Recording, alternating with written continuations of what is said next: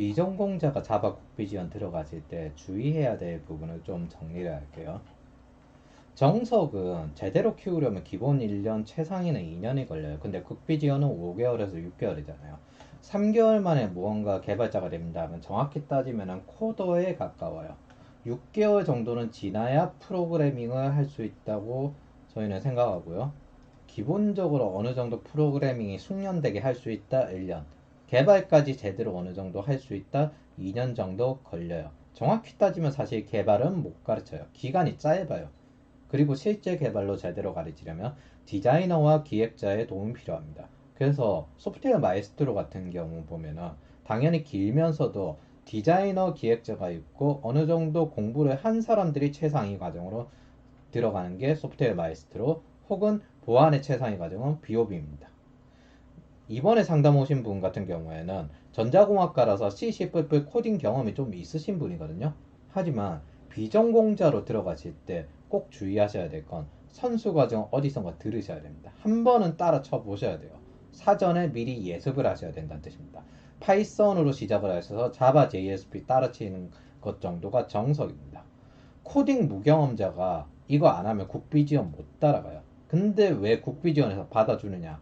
국비 지원에서 사실 완전 코딩 무경험자가 들어와가지고 어차피 실패할 줄 알고 그냥 냅두는 경우도 많아요. 왜 그러냐면 어차피 80% 이상 정도 취업률만 나오면은 나머지 20%는 어떻게든 사실은 무관이에요. 비어서 그냥 오픈하느니 들어와서 거기서 공부해서 하루라도 나오면 거기에 대한 국비 지원 수당이 나오거든요. 그렇게 하는 게 국비지원 센터 입장에서는 이득입니다. 그렇게 들어가시고 난 다음에 항상 중시하셔야 될 건 기초 코딩에 집중하셔야 돼요. 뭐 프로그래머 수준이 되든 개발 과정 수준이 되든 기초 코딩이 되고 난 다음 이야기예요. 자바, JSP 그리고 스프링의 의존성 주입, 이거 세 가지는 메인으로 어느 정도 편하게 되고 난 다음에, 익숙해지고 난 다음에 그 다음에 하시는 게 중요합니다. 여기서 공부하는 팁을 좀 알려드리면, 남의 소스 코드 많이 읽으세요. 국비 지원에서 어쨌든 전체적으로 따라하는 방법을 알려줄 수밖에 없어요. 다른 사람은 어떻게 소스 코드를 만들었는지 그런 것들을 많이 읽어야 된다. 그리고 남의 소스 코드를 많이 따라치고 왜 이렇게 쳤는지 고려하는 것도 중요해요. 그것들을 제일 많이 보게 되는 게 스택 오버플로우입니다. 그래서 기초 코딩에 집중하시는 게 일단 첫 번째 단계입니다. 자바, JSP, 스프링 프레임워크, 이것들을 제일 잘 해야 돼요. 여러분들이 뭘 하든 간에 제일 필요한 지금의 기본기입니다. 그래서 이 과정에서 제일 중요한 건 남의 소스 코드를 많이 읽고 남의 소스 코드를 많이 따라치고 왜 이렇게 쳤는지 그걸 생각해 보는 거예요. 알겠든 못하겠든 습관처럼 루틴처럼 하는 게 제일 좋습니다. 그리고 이걸 혼자서 하지 마세요. 같이 하고 서로 코드 리뷰하는 게 좋습니다. 그리고 정석적으로 따지면 전문가들끼리 코드 리뷰하는 게 좋지만은 서로 이게 맞는지 안 맞는지 주제를 찾아서 하나씩 찾아보는 게 좋아요. 나머지 국비 지원 내용은 그냥 필기 정도 하면서 따라해 보는 것 정도 하면 됩니다. 사실 저 코딩 부분이 어느 정도 숙련이 제대로 되어 있으면 그 뒤에 붙이는 것들은 별로 안 어렵거든요. 회사 입장에서 경험을 쌓으면서 어느 정도 할 수 있고 기본기가 어느 정도 쌓이면은 여러분들이 스스로도 성장할 수 있을 거예요. 회사에서 경험을 통해서 완성이 안 돼요. 그러니까 육성 단계에 속해 있는 굉장히 기본기에 속한다고 생각을 하시면 됩니다.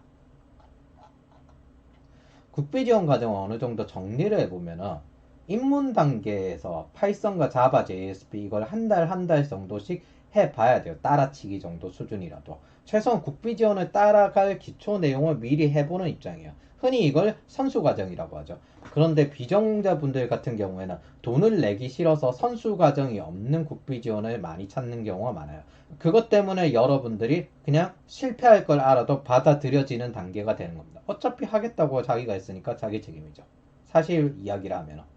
자, 그리고 난 다음에 국비 지원에 들어가면 코딩 단계부터 시작합니다. HTML, CSS, 자바스크립트, 자바, JSP. 앞에서 선수 과정에서 자바, JSP를 한 달 이런 식으로 나눠 배웠다면 국비 지원에서는 시간이 짧기 때문에 자바, JSP를 2주 이렇게 배우고 바로 응용으로 들어갈 거예요. 그러다 보니까 당연히 따라가는데 버겁게 되는 거죠. 혹시 들어가 있다면 방법은 없어요. 이것들에 대해서 메인적으로 집중하는 수밖에 없습니다. 그래서 프로그래밍 단계로 들어가게 됩니다. 스프링 DB 개발 환경, 그리고 이때 보통 미니 프로젝트를 해보게 되죠. 좀 옛날 과정으로 들어가 있는 자바 과정 같은 경우 오라클을 사용할 테고요. 최신 과정으로 업그레이드된 자바 과정 같은 경우에는 NoSQL 기반인 몽고DB, NoSQL과 빅데이터 기반인 몽고DB 하도 그 외 인프라 관련된 내용들을 할 겁니다. 그리고 오라클 자격증 따지 마세요. 그 다음에 팀 프로젝트 단계로 넘어가는데, 사실 이거 다양하게 실패하려고 하긴 하는데 사람 심리가 실패하기 싫어하잖아요. 그래서 이 단계는 프로그래밍을 훑어보는 단계예요. 바이패스식으로 전체적으로 한번. 그 다음에 팀 프로젝트 단계에 들어가면은 이제 다양하게 시도해보고 실패해보라는 거예요.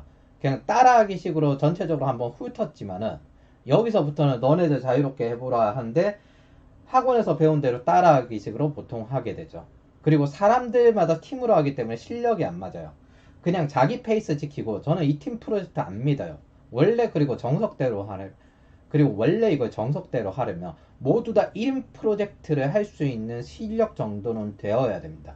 근데 그게 안 돼요. 그러니까 자기 페이스 지키고, 이것도 똑같이 코딩하듯이 다른 쪽에서 어떻게 연동을 시켰는지 그런 것들을 봐야 되는데, 학원에서 배운 대로 그대로 따라하기 식으로 해버리면은 회사 들어가서 무언가 하나 빠지거나 순서가 바뀌거나 새로운 게 들어와 있어요. 그러니까 이거 안 배웠는데 그러면서 혼란스러워져요. 여러분들이 사실 1년 이내에 프로그래밍을 익히는 것도 버겁습니다. 저는 코드와 프로그래밍 어딘가의 단계쯤에서 있는 상태라고 생각을 합니다.